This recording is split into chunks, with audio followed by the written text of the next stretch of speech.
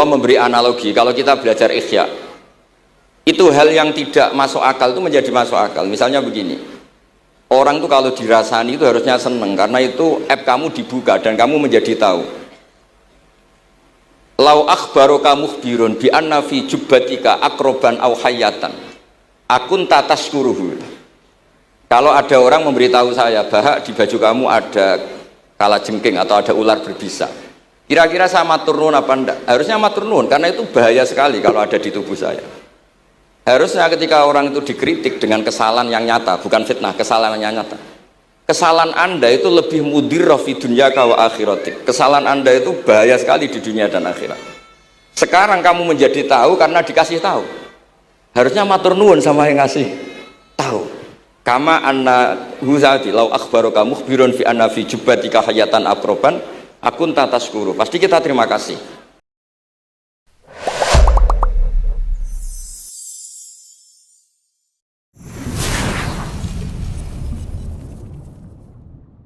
Assalamualaikum warahmatullahi wabarakatuh. Bismillahirrahmanirrahim. Alhamdulillahirabbil alamin. Wassalatu wassalamu ala asyrofil mursalin sayyidina maulana Muhammadin wa ala alihi washabihi ajmain. Amma ba'du. Ingkang pertama matur nuwun angsal gelar Gus Kiai. Dados pun sempurna niki. Nggih, teng ngarsa para keluarga besar Mbah Munawir, keluarga besar Mbah Makmum, sedanten mawon ingkang kula hormati. Ugi alumni-alumni senior wonten Mbah Mus, Mbah Idris, sedanten keluarga ingkang kula hormati. Wau Mbah Mus cerita mergi menangi Bali Maksum. Kula sesuai kontrak baca kitab karangan Bali Maksum. Kula pernah digojlok seorang wartawan. Kados ceritane Mbah Mus wau. Saking menyatunya fikih dengan perilaku niku maling mawon bermadhab. Dados wedhus niku nak teng jaba iku ilang, tapi nak babi iku mboten. Mergi maling niku ngerti nak babi iku haram, wedhus niku halal. Pas penjaraan teng Jakarta nggih ngoten, wonten tiyang jarah babi. Jangan ini haram, kambing saja. Jadi saking menyatune pendidikan Islam niku maling mawon tesih gadah madhab. Dinak nyolong niku wedhus mergi halal, ampun nyolong napa? Babi. Niku kisah nyata, kula nate dolan teng daerah mriki. Kenapa ini di luar kalau itu di dalam? Oh, kalau ini di luar enggak ada yang nyolong, Gus. Tapi kalau di mergo sing njaba niku babi, sing jero wedhus. Mergo jare malinge tesih bermadhab. Terus memang cerita-cerita seperti itu kathah mboten sekedar anekdot. Sementing kalau badhe cerita tentang zuriyah duraipun Bali Maksum wonten sing nom-nom lah sing kula wani ngandani wonten Mas Hilmi, wonten Mas Zaki, wonten sedanten Mas Afif. Kenapa kitab itu harus dibukukan, harus didokumentasi, dan kenapa Bali Maksum menulis Hujjatu Ahli Sunnah wal Jamaah? Kula boten niat pamer, kula niki nggih pembaca Al-Ibris, pembaca Al-Iqlil, pembaca risalahnya Bali Maksum Hujjatu Ahli Sunnah wal Jamaah. Saya juga baca buku-buku karangan orang-orang dulu, terutama tiang Indonesia. Karena Mbah Mun sering pesen wa ma arsalna mir rasulin illa bilisani qaumi. Jadi orang itu jadi rasul itu pasti dengan gaya atau budaya masyarakatnya. Termasuk wong desa niku hormat tamu.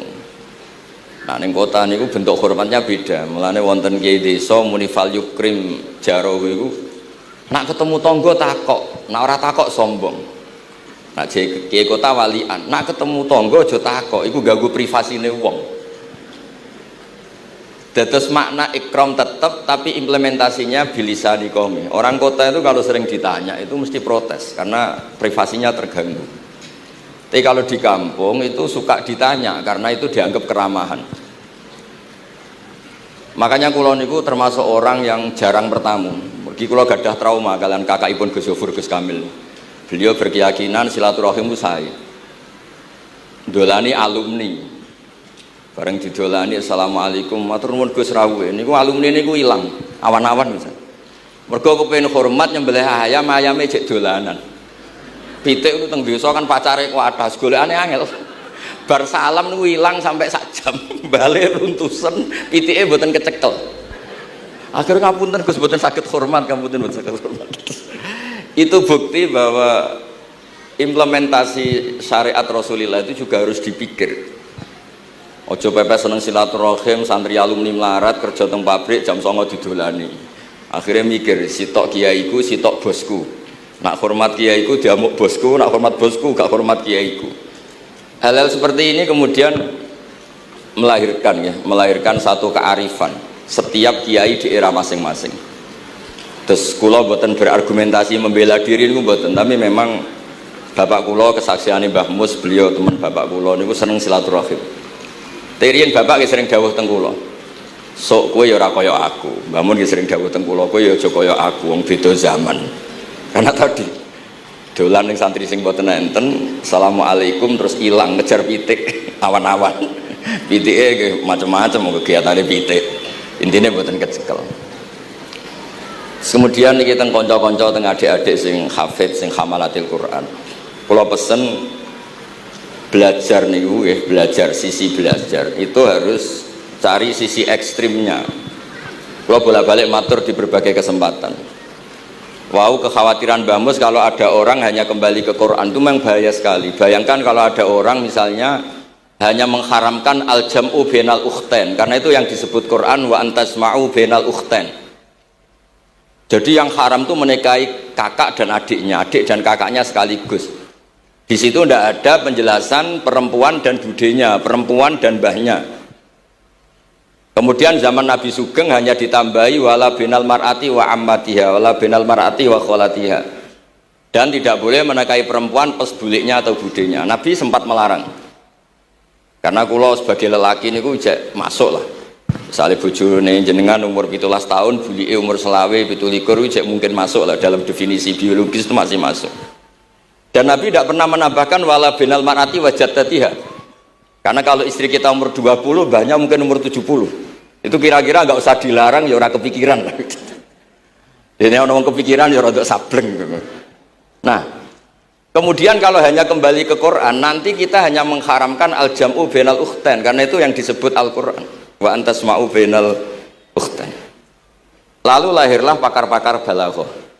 Itu disebut min itlaqil ba'di wa iradatil kul, yang disebut ukhtain tapi maknanya bainal mar'ataini sing bainahuma ada mahram atau ada mahramiyah. Antasma'u al mar'ataini sing bainahuma mahramiyatun.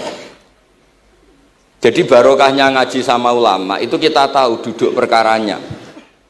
Ini lafadz yang mewakili atau lafadz yang sebenarnya atau lafadz yang simbolis. Lafadz simbolis itu saking mangkelnya Allah. Itu kalau ada orang salah itu disebut wa ja'ala minhumul qiradata wal khanazira wa abadat tauhid. Jadi kalau misalnya dalam penelitian tidak pernah ada orang yang dirubah Allah menjadi kera, menjadi babi, itu kita masih bisa menganalisis itu saking ibaratun an ghadabillah, atau diistilahkan balaghah ini tasbih yang balik sehingga ada tuh tasbih dibuang.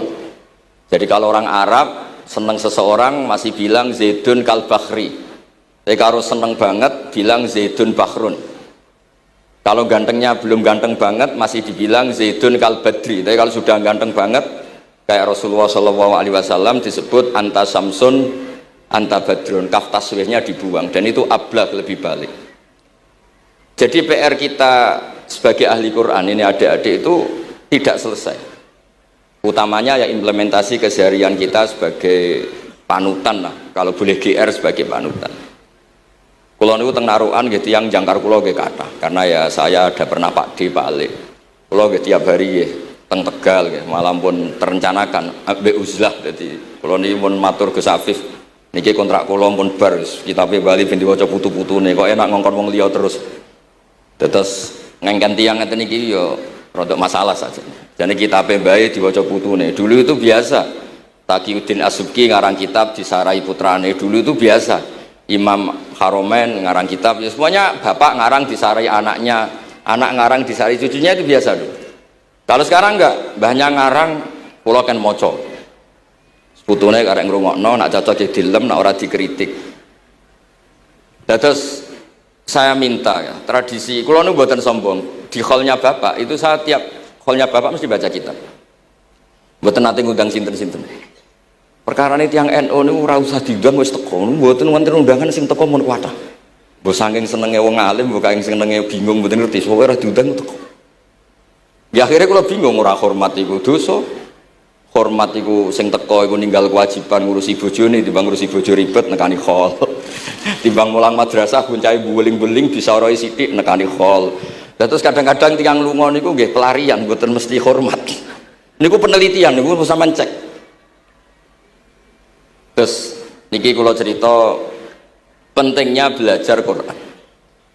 Kemudian tradisi kita termasuk tradisi Bali Mbah Munawir. Kula tahu banyak lah tentang cerita Mbah Munawir karena nggih bapak saya itu hafal Quran, mbah saya hafal Quran, dan diantara sanatnya pasti lewat Mbah Munawir. Quran di Indonesia itu kalau nggak lewat Mbah Munawir, diantaranya lewat Kiai Said Sampang. Sekarang sudah generasi ketiga kalau nggak keempat yang sekarang, kalau nggak salah Kiai Rafiq bin Mansur bin Kiai Said. Dan di keluarga kula, keluarga Lasem sama keluarga Damaran di Kudus. Dulu itu di antara keagungan Quran itu keahliannya ulama memberi penjelasan. Sebab itu disebut wal kitabil mubin, punya kemampuan mencerahkan. Kalau memberi analogi, kalau kita belajar Ihya, itu hal yang tidak masuk akal itu menjadi masuk akal. Misalnya begini, orang itu kalau dirasani itu harusnya seneng karena itu aib kamu dibuka dan kamu menjadi tahu. Lau akhbaroka mukhbirun bi anna fi jubbatika akroban au hayatan akun tataskuruhu. Kalau ada orang memberitahu saya bahwa di baju kamu ada kalajengking atau ada ular berbisa, kira-kira saya matur nuwun apa enggak? Harusnya matur nuwun karena itu bahaya sekali kalau ada di tubuh saya. Harusnya ketika orang itu dikritik dengan kesalahan yang nyata, bukan fitnah, kesalahan yang nyata. Kesalahan Anda itu lebih mudirrah fi dunyaka wa akhiratik. Kesalahan Anda itu bahaya sekali di dunia dan akhirat. Sekarang kamu menjadi tahu karena dikasih tahu. Harusnya matur nuwun sama yang ngasih tahu.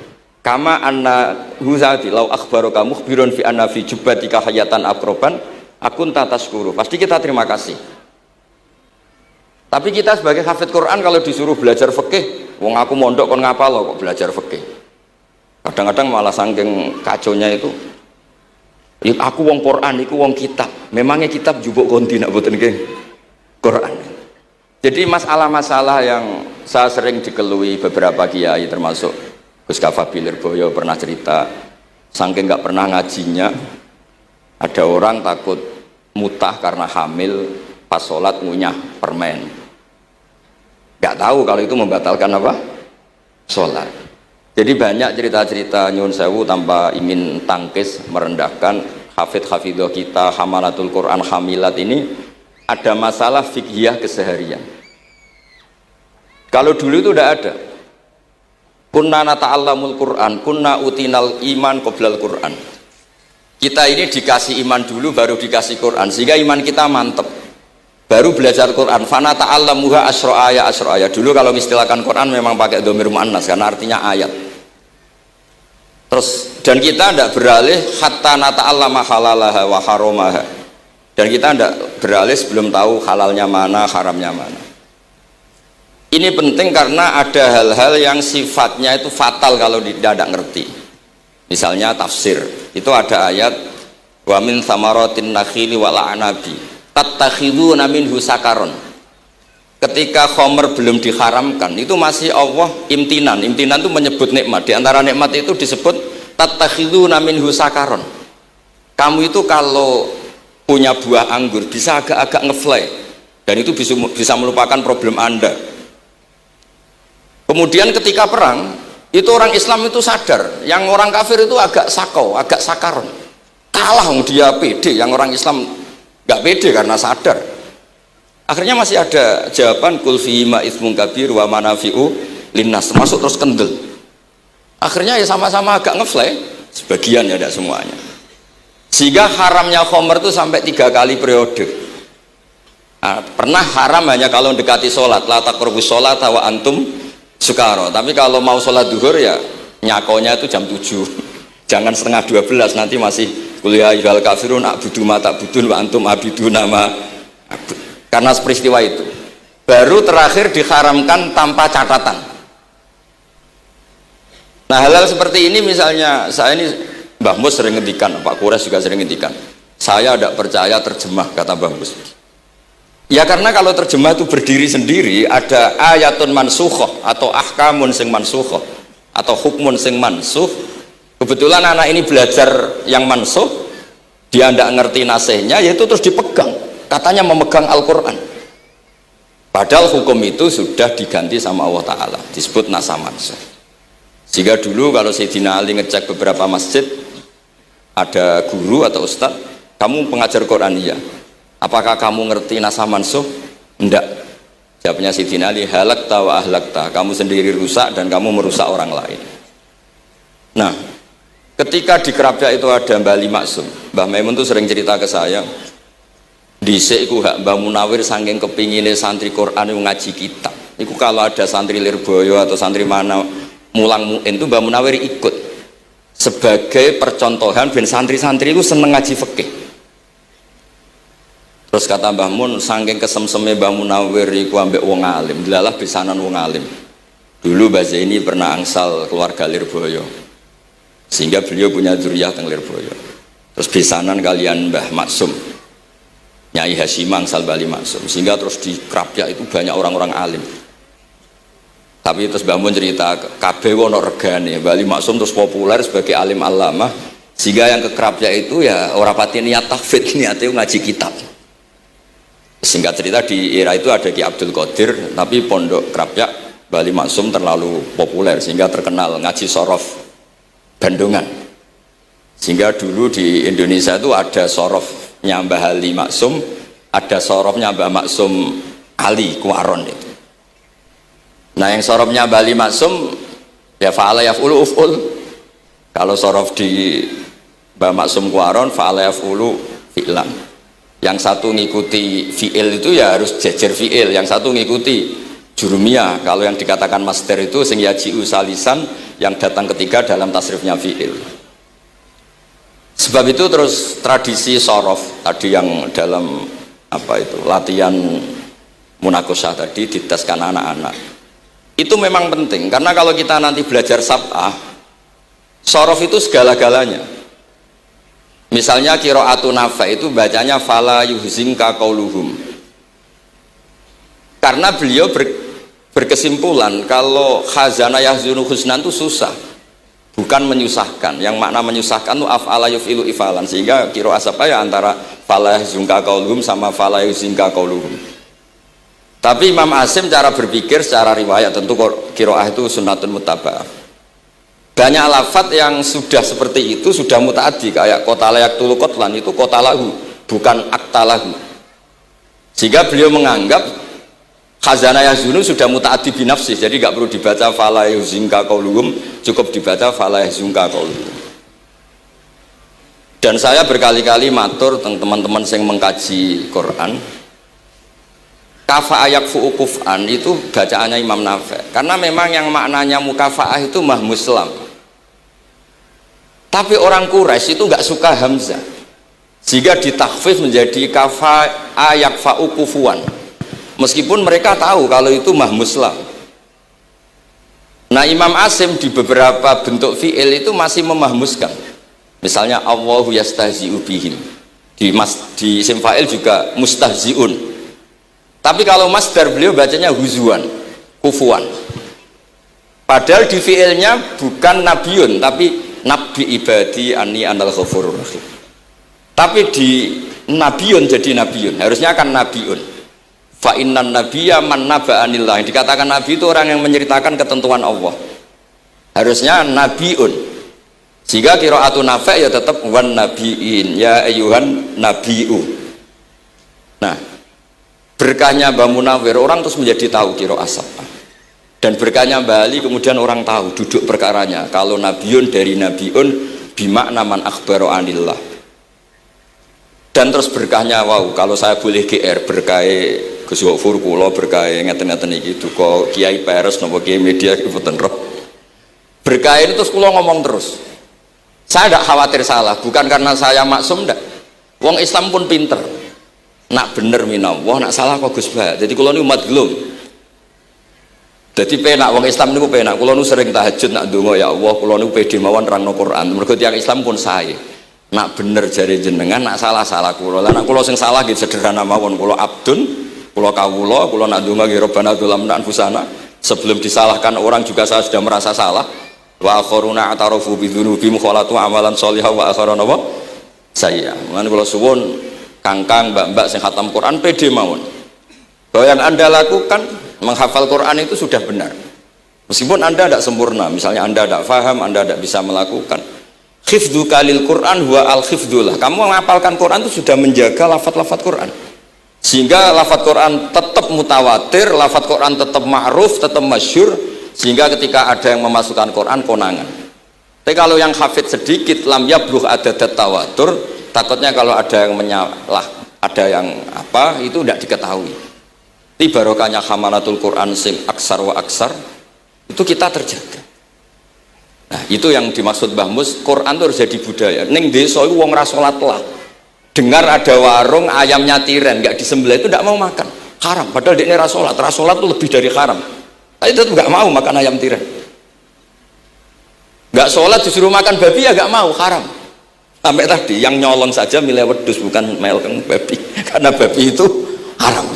Dan saya pernah digojlok sama wartawan, Pak Bahak, wah fikih Indonesia itu hebat, sampai maling saja masih pakai fikih itu. Jadi kalau nyolong itu milih yang halal bukan yang haram. Pun itu bentuk hormat kula teng keluarga Mbah Ali, bentuk hormat kula teng Mbah Mus teng sedanten keluarga niki kula badhe maos kitabipun Mbah Ali. Kula pancen pengagum kitab-kitab yang dikarang orang Indonesia. Mereka kita anggap niku lebih aplikatif lah, karena dikarang orang yang trauma dengan Indonesia. Kemudian setelah trauma ingin membenahi Indonesia.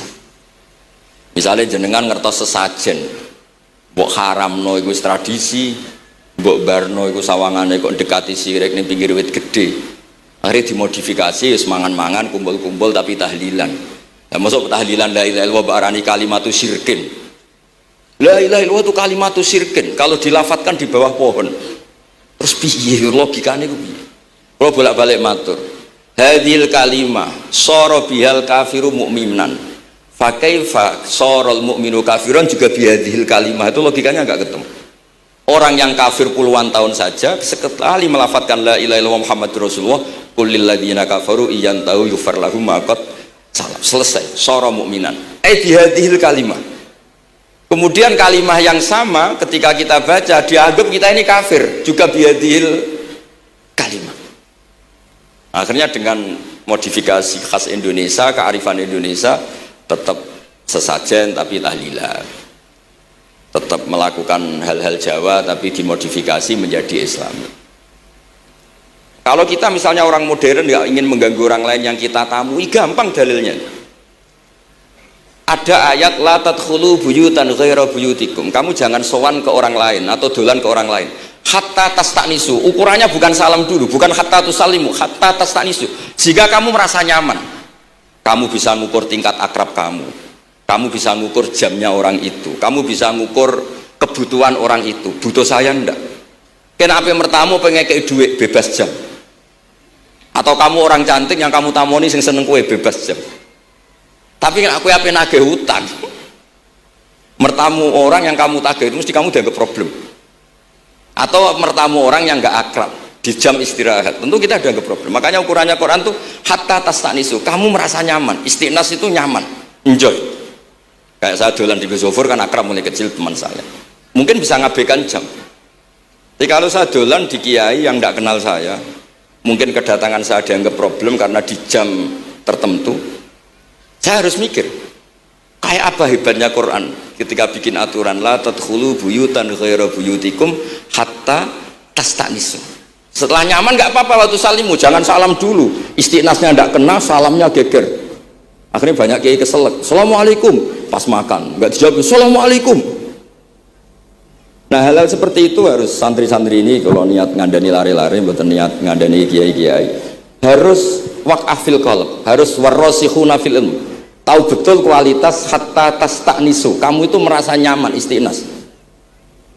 Kemudian rasa nyaman ukurannya apa ya? La dororo wala diror. Kamu tidak ganggu diri kamu sendiri, juga gak mengganggu orang lain. Sehingga setelah itu semua baru watusallimu ala ahliha. Nah, andai kan kita ya tadi dawe Mbah Mus, kita semua sudah seperti itu. Kalau bertamu di orang ya kita ngukur tingkat akrab kita, tingkat dibutuhnya kita. Sehingga di tradisi NU itu ya dolan kiai pendak diundang karena itu pasti diinginkan. Wong kula nate diceritani pernah misanani Mbah Mun. Kula nate Gus ditiliki Mbah Mun mboten seneng. Kena apa? Beliau pas khutbah Mbah Mun rawuh delalah Mbah Mun jarak salat ning saf awal. Bar niku tiyange meruntus meriang. Karena khotib tuh harus naik ke mimbar kudu ngandani takwa usikum wa nafsi bitakwa. Teng isore niku Mbah Mun. Walhasil terus loro terus wan yai. Mbah, nak dolan nggih dikira-kira, ampun pas Jumatan. Semenjak niku Mbah Mun Mbah Sahal niku nak Jumatan teng mburi. Mbah Sahal itu kalau Jumatan itu sudah komat gelar, beliau keluar dari mobil serenane niku. Miyos terus salat terus kundur. Kalau dulu ya janggal iki wong alim alama nak salat kok mburi. Ternyata itu enggak ingin jadi problem bagi khotib. Jenengan iso bayangno khutbah teng ngarepe Mbah Mus terus kula munggah ngeten nyekel tongkat usikum wa nafsi fi taqwa.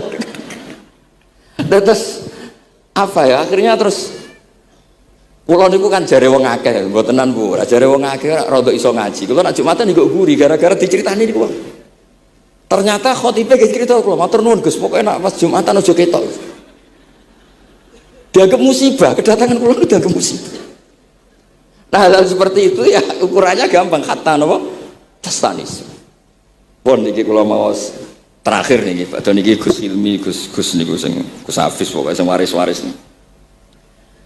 niki cerita kemarahanipun Bali Maksum ngadepi firqah-firqah kelompok-kelompok sing mboten jelas nih. Oleh ngendikan niku kula masih ingat karena saya khatam kitab ini itu 2 kali.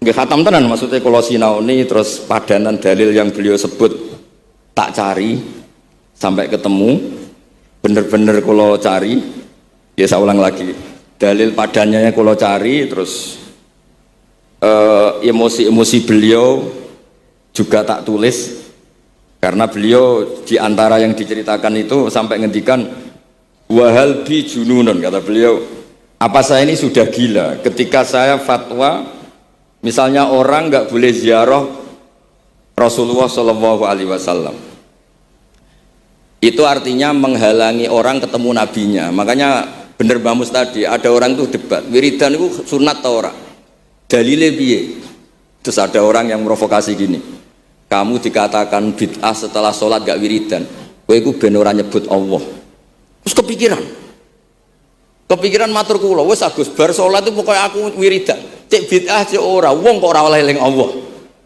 wis gak usah dalil-dalilan tadi pertama diprovokasi wiridan model ngono iku ora ono sanate ora ono hadise. Singkat cerita seorang ini meninggalkan wiridan terus ketemu orang NU yang kebetulan rapati iso ngaji tapi pinter logika kowe ora tau wiridan saiki nek bar salat ora tau enggak ada hadisnya gini-gini kowe iku dibodoni ben kowe iku ora tau nyebut Allah ora eling Allah muring-muring tiyang niku akhire anggar bar salat wiridan mboten dalil-dalilan cara Mbah Mus mboten dalil-dalilan lah niki nah cara Mbah Maksum istilahno betapa kaconya orang sing yahulu bainahu wa baina nabi memisahkan orang itu dengan nabinya Muhammad sallallahu alaihi wasallam. Kata Mbah Ali walazima kadzalik ayyakuna ulamaul Islam min awali hadil umma ilal yaumi fi khata'in azim haitsu annahum ya'taqiduna fi kutubihim ad-diniyah al-abwab wal fusul yadhkuruna fiha ziyaratahu sallallahu alaihi wasallam. Kata beliau wa inni bima ahmidu min laqabi kiai amuru wa usaddidu fil amri kullu mu'minin ayasudda rohlahu tariklahu ila ziyarati. Jadi beliau sendiri di sini juga dan saya atas nama sudah diberi gelar kiai memberi fatwa begini. Jadi di kitab Sajaratul Ma'arif itu ada babu dzikri rajul manaqiba nafsi. Orang itu kadang harus sombong menyebut kelebihannya sendiri. Kayak Nabi Yusuf ngendikan inni hafizun alim. Nabi Sulaiman juga ngendikan wa utina min kulli syai'. Itu bukan sombong tapi cara beliau untuk memaklumatkan.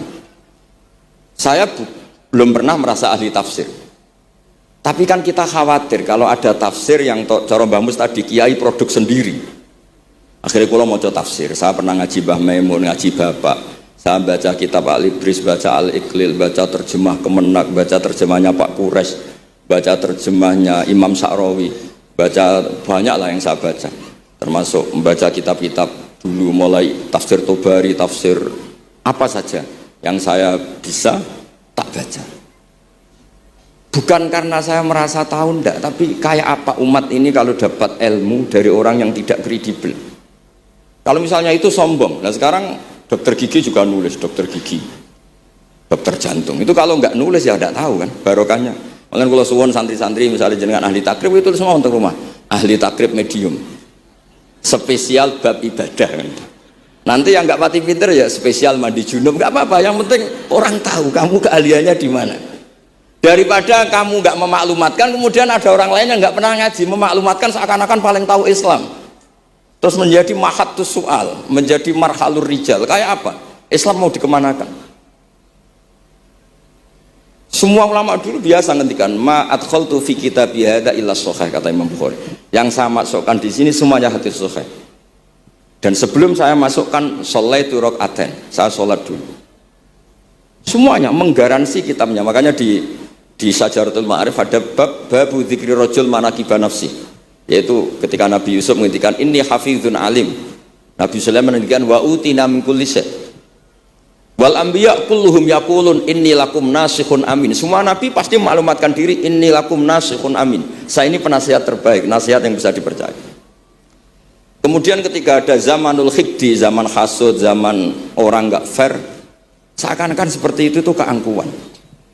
Coba Mbah Bisri menamakan kitabnya itu Al-Ibris. Al-Ibris itu apa? Emas yang murni. Makna saya cari di berbagai kamus, maknanya Al-Ibris itu emas yang murni. Kayak apa? Semua kitab juga dinamai dengan nama-nama keren. Al-Iqlil, Al-Ibris, Fathul Bari. Jadi nggak apa-apa. Kayak ini juga dinamai Hujjatu Ahli Sunnah wal Jamaah, argumentasi mazhab Ahli Sunnah wal Jamaah. Sekolah teruskan sampai beliau ngendikan wahal bi jununun hatta usdira amri lil mu'minin alla yazuru rasulahum wa waliya ni'matim alladzi lahu fi unuqi kulli mu'minin minna. Masa saya ini menjadi gila karena menfatwakan orang Islam tuh enggak perlu ziarah ke Rasulullah sallallahu alaihi wasallam. Terus kata beliau la yadri madza yaf'al annahu yaqulu baina ibadillah wa baina rahmatillah fa innahu sallallahu alaihi wasallam rahmatullah lil alamin fal ya'rif dzalik ulaikal maniun liya'lamu fi ayyi mauqifin hum. Terus Bali itu juga yang katanya seneng guyon, kula mboten menangi Bali tapi nate pirsa nate ngertos pas beliau rawuh di mbah saya di pernah mbah kula teng kene Al Wahdah teng Lasem. Di kula kecil tuh menangi Mbah Ali, menangi Mbah Hamid. Karena Mbah Hamid itu masih sepupu mbah saya. Semua yang di sini juga masih keluarga saya, sama-sama Bani Abdul Aziz. Itu yang katanya Bali seneng guyon tadi di bab-bab seperti ini ngendikan wahal bijunun. Apa saya ini sudah gila melarang orang bertemu nabinya. Kemudian mereka berdalih takut menuhankan nabi, itu tidak akan terjadi. Kata kitab Ithaf, hadil ummah maksumah. Umat ini akan dijaga Allah, tidak akan menuhankan Rasulullah SAW kayak kaum Nasrani menuhankan Isa. Kata kitab Ithaf, bibarokati sighotis sholawat, dengan barokahnya sighat sholawat. Beliau ngendikan wan nabiyyu sallallahu alaihi wasallam wa in jalla qadru muhtajun ila rahmatihi ta'ala. Sighat sholawat itu kan unik. Allahumma, Allah itu Tuhan, sholli ala sayyidina Muhammad hadan nabiyyu wa in jalla qadru muhtajun ila rahmatihi ta'ala. Jadi kita mengekspresikan mahabbah bahwa Nabi itu ahabbul khalqi ilallah. Di saat yang sama kita tetap bilang Allah yang Tuhan, tolong selalu beri sholawat dan rahmat ke Rasulullah. Berarti duduk perkaranya tetap Allah sebagai Jalla Jalaluh, Nabi apapun mulianya abduhu wa rasuluh. Jadi sholawat itu sudah sehat yang insya Allah tidak akan menjadikan hadil ummah mengkultuskan Nabi hatta rofa'uhu ila darajatil uluhiyah. Karena barokahnya sehat sholawat tetap Allahumma al-mu'ti wa nabi wa injalla qadruh al-mu'ta, yang dikasih. Jadi hadis sehat itu sudah siwatul tauhid, siwatul mahabbah, siwatul alaqah baini wa baina Rasulillah sallallahu alaihi wasallam. Kayak apa hadil ummah? Ya tapi tadi bener dawe Mbah Mus, nerangno ngene iki bagiane kiai ning desa rasa diterangno wis sholawatan. Jadi kepenak rasa dalil-dalilan sholawatan. Tapi memang resiko gak ada yang menerangkan suatu saat kalau ada itsaratus syubuhat itu terus mereka bahaya. Makanya ada yang ngalahin rangno sepatus ini masih terjaga. Terus niki kula nyuwun sangat, kula niku pancen bapaknya bapak saya. Bapak saya semane Mbah Nur Salim, gak ada bapak namanya Mbah Nur Sam. Duka niku sepuh niku seneng uzlah. Kula niku duka niat sepundi tapi memang mungkin faktor gen. Saya itu termasuk orang yang napa nyuwun sewu sekali terganggu kalau sering ada acara-acara malane mun wayahe lah niki mun wayahe Mas Afif, Gus Zaki napa Gus Ilmi mus wayahe nyai, wayahe ngaji mulang kitab mbah iki teng ngarepe wong akeh dadi nak salah izin. Ojo ngomong ngarepe santri keliru jari laduni benus. Sok repot. Terus niki mboten niat menapa nggih mboten mawon. Assalamualaikum warahmatullahi wabarakatuh.